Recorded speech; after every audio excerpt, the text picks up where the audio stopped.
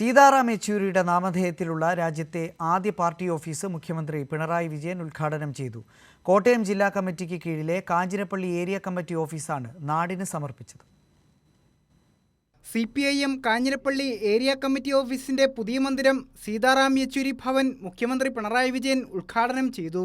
സീതാറാം യെച്ചൂരി ഭവന്റെ നിർമ്മാണത്തിൽ സഹകരിച്ചവർക്ക് മുഖ്യമന്ത്രി നന്ദി രേഖപ്പെടുത്തി.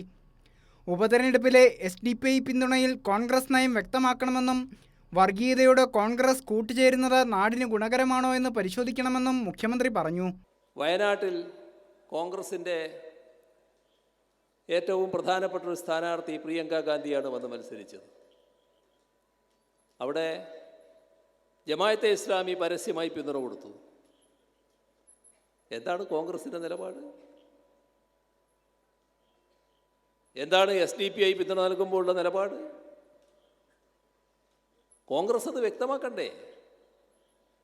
ഇപ്പോൾ പാലക്കാട് വിജയം വോട്ട് എണ്ണിയാണല്ലോ SDPI പറയുന്നത്. ഞങ്ങൾ കൊടുത്ത വോട്ട് ഇത്രയാണ്, ഞങ്ങളെ കൂടി പങ്കാളിത്തോടെയാണ് വിജയം.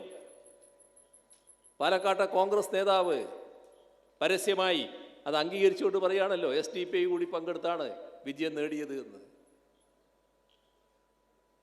ഇത് അഭിമാനിക്കാൻ വക നൽകുന്നതാണോ? ഇത് നാടിന് ഗുണകരമായതാണോ? നാടിൻ്റെ ഭാവിക്ക് ചേർന്നതാണോ?